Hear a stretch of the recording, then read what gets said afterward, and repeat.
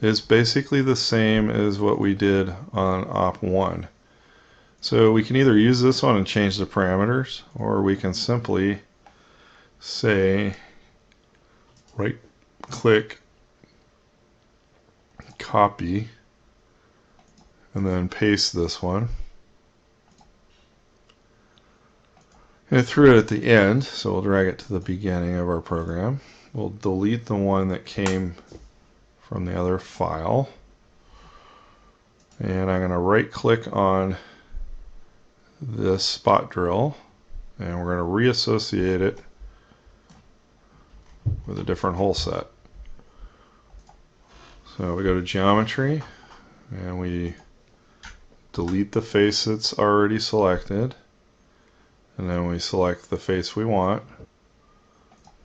We go to these tabs, and we're going to leave everything the same. We're going to leave everything the same on the last tab. Okay, we now regenerated that toolpath and applied it to this side of the model. Now the 2D pocket, we don't need that. That was a carryover from the counter bore on the other part. So we can delete that. And then there's that same finish contour we were using on it, which we already copied to op 4. So go ahead and delete that. Another thing I want to do is I want to change the name of this, so I'm sure that I've finished it. I'm going to go ahead and delete the 2D finish contour. And then we have our contour that cuts the outside profile, and then the corner rounding operation on this opposite side. So that's all we really need. We're going to go edit. I'm going to say yes.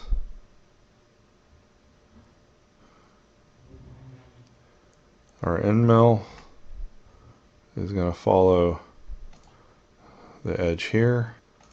We're going to the next tab. We're going negative 5 thousandths from this edge.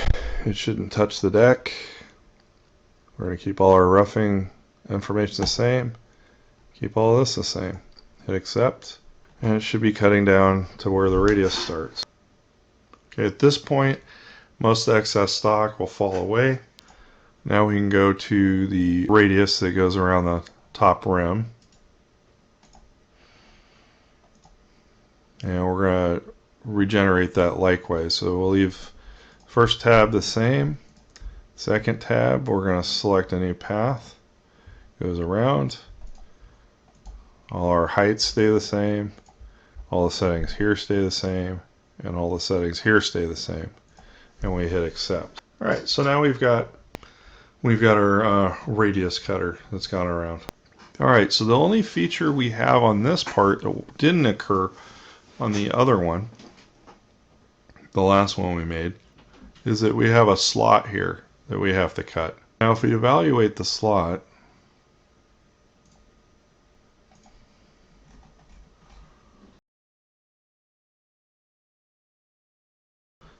in the model its nominal size is 63 thousandths, but let's look at our drawing. If we look at our drawing, it's 163 to 173, so we want to take advantage of that. We want to shoot right in the middle of the tolerance. So we actually want to cut at 168, but our slotting mill is 1/16. So we're going to do multiple passes on this. We're going to do a contour. So we've cleared out all the material around here, and we're going to go to cam, and we're going to do a 2D contour, and we're going to select our slot mill. So we go to our milling cutters, and it is tool number 5. 2000 RPM, yeah, that's pretty good, I guess. Now, slotting mills don't tend to cut too well climb cutting, so we're actually going to flip the direction we're going to cut this in. And then we don't want to do it all in one shot, so we're going to take this at several passes. We're going to go to geometry, and we're going to select this back edge here. Okay, so we want to deselect the propagate along Z. That way it just takes the one path. We don't want it to go as if it's cutting a pocket there. You can add extra tangential extensions if you want. You can also treat that with a longer lead in. This is a bigger diameter cutter, so you want it to lead in quite a bit off the part. So that's two different methods. If you were to check this box, you could put an extension on either end. Our contours, our heights. We can leave these top ones all alone. So remember, this is 63 thousandths, but we have a tolerance, a range we can work with. Shoot for a 68 thousandths wide slot, and if we were to take half of that off the bottom, negative 0.0025 below that profile. So it's half the tolerance that we have to make the slot wider but meet the middle of the tolerance on the print. So we're going to cut 2.5 thousandths deeper than where the model is on our finish cut. Now we're going to go to the next step. We're going to do wear compensation, and we're actually going to conventional mill on this instead of climb mill. Our feed rate, we're going to go 10 inches a minute all across the board.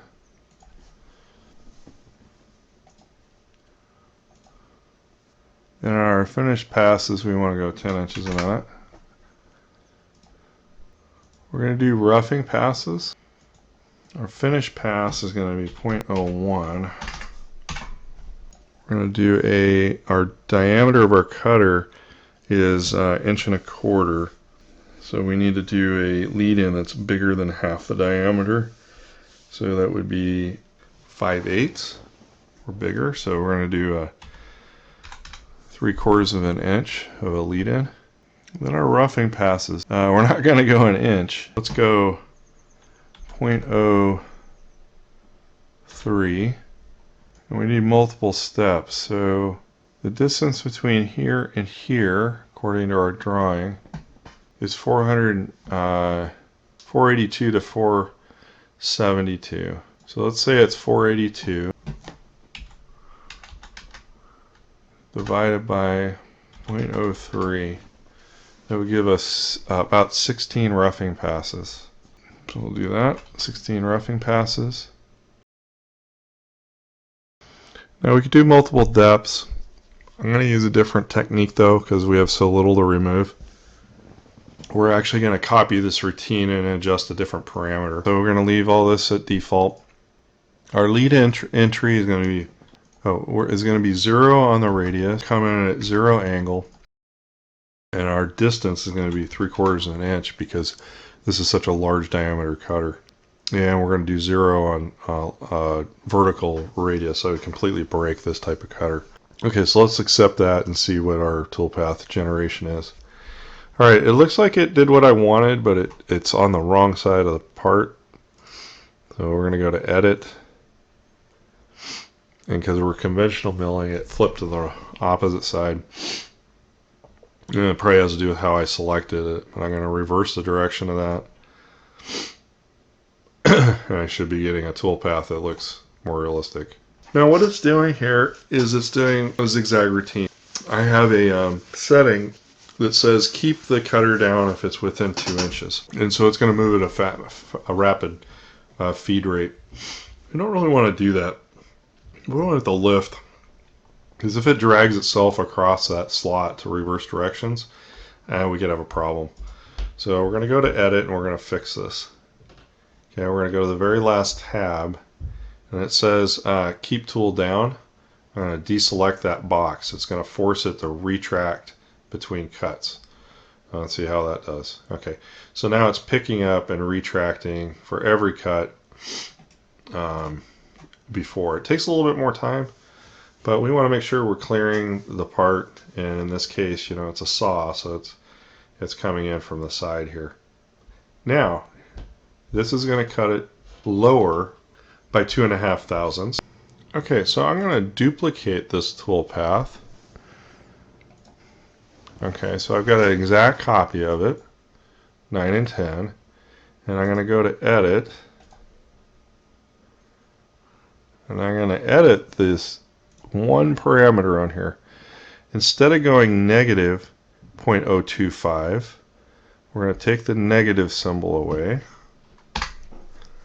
and that first cut will be 2.5 thousandths higher instead of negative. So the difference between the toolpaths will be 5 thousandths, which will make the slot wider, hitting the center of our tolerance.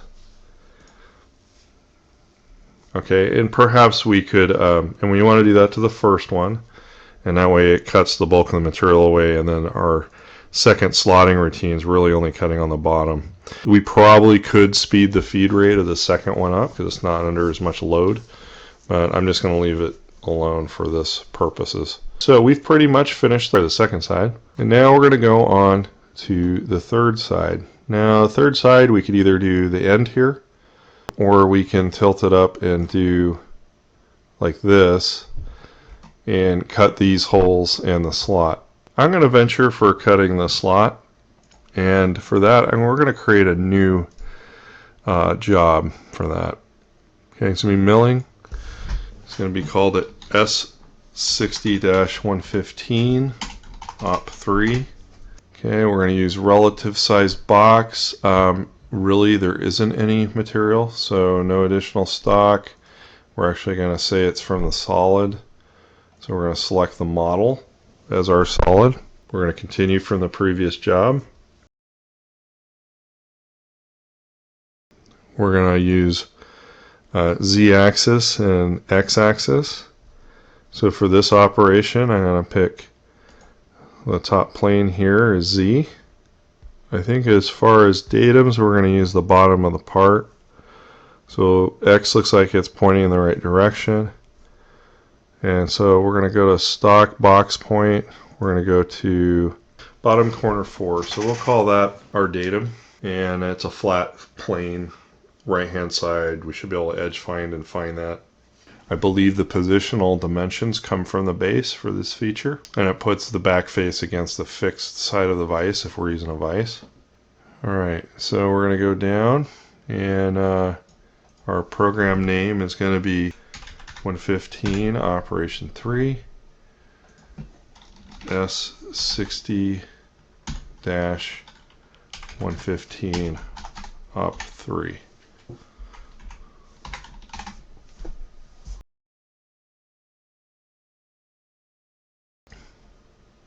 And we're going to accept that.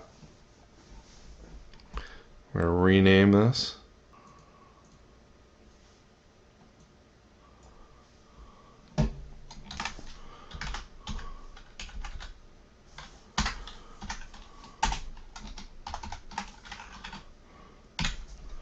Okay, op 3. We're going to put it right after op 2. So basically from this side, all we're doing is cutting this slot, and we got 2 reamed holes. We'll do chamfer mills and whatnot. Okay, so we have a series of holes, we have a slot. Slots also, if your end mill is very close, this diameter doesn't cut in the center like a 4-flute cutter does for cutting steel. Sometimes you pilot drill the center of where it's going to plunge, and we want to do that. So to save time, I'm going to use the same drill bit to drill out this hole, and in the center of the radius is the slot. Okay, so before we start, we're going to spot drill each one of those locations. So we're going to go, so we can steal the first operation that was copied as 4, I believe. Let's double check, and it should be a spot drill. Yeah, it's a 1/2 inch diameter spot drill. So let's copy that. I'm going to go back to the 115 op 3, and we're going to paste the spot drill. Move that to the beginning, and then we're going to right click on that and edit it. We should be able to keep the feeds and speeds the same.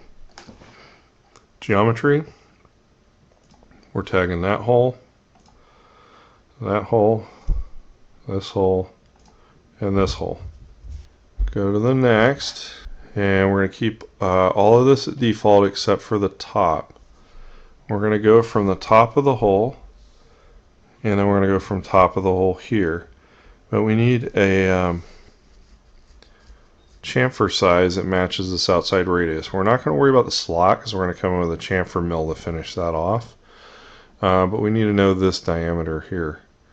So we're going to go to evaluate, and we're going to measure off the model one of the two radiuses, and we've got a radius of 0.98.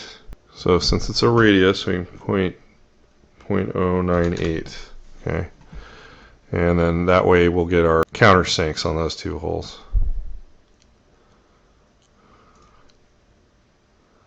Okay, we're going to accept that. Now we're going to come back and we're going to do the drill. So this drill is the drilling we're doing are holes for dowel pins. They're press fit, so we have a reamer that's going to come in afterwards. So let's go to our library, and we're going to drill, and we're going to use from our library, we're looking for the reamer.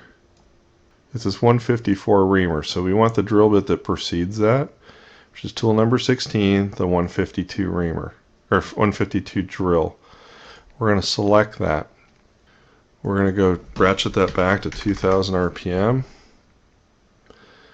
and we're going to go 10 inches a minute. Both those, we're going to go to our holes that we're selecting. So we're cutting, we're going to auto merge this hole,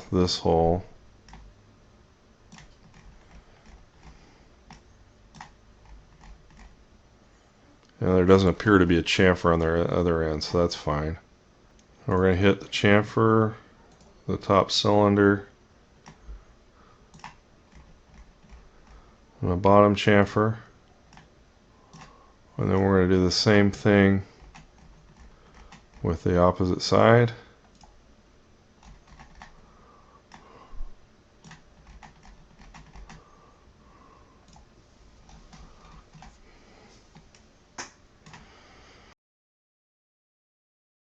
We're going to go and we're going to pick our last one. Now you notice this other hole is a different depth, so it's not going to go quite as deep on that. Now we can decide, okay, I want the order of the drilling to go in order by depth so that it'll do the shortest hole first and then move on to the other ones. Okay, now we're going to go to heights, and we're going from the top of the hole to the bottom of the hole, but we want to break through. And these are reamed, so we want to make sure we go a little bit deeper. So it's going to go deeper by 0.01. Okay, so we're going 10 thousandths deeper. In our type, we're going to do a deep drilling with full retract, and we're going to go about half the diameter of the cutter. So it was 152 thousandths divided by 2. Gives us 76 thousandths peck. Okay, we're going to accept that. And we've now pre-drilled our two holes here. Okay, so I'm going to move that drill up in order, make sure it's in the right place. Now we're going to come in and do our slotting. Alright, so we're going to use 2D milling, and we're going to use the slot command. And we're using the 1/4 inch flat end mill, which is auto selected, and we'll keep the feeds and speeds at what it's defaulting at, and it's asking us what are we slotting. So we're slotting that profile, and our heights, we're going to be not going from that edge, we're going to be going from, and we're not going from top because that's way above the material. So what we're going to do is we're going to go from selection, so we're going to pick the top plane, and we're going to another selected plane, which is going to be the bottom of the slot model.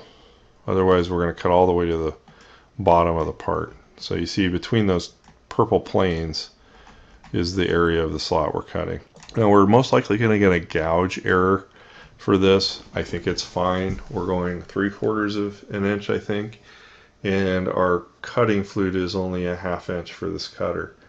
It will not matter. The shank is the same size, as provided we do finish cuts all the way down instead of doing them just at the end. In fact, we want to make sure that this goes all the way through, so we're going to go 10 thousandths deeper than the selected face. Okay, our slot. Okay, we're going to do multiple depths. We're going to do depths of 0.03. We're not leaving any stock. We're going to turn on smoothing. Okay, we're on to the last tab. We're using pre-drilled locations. So we pre-drilled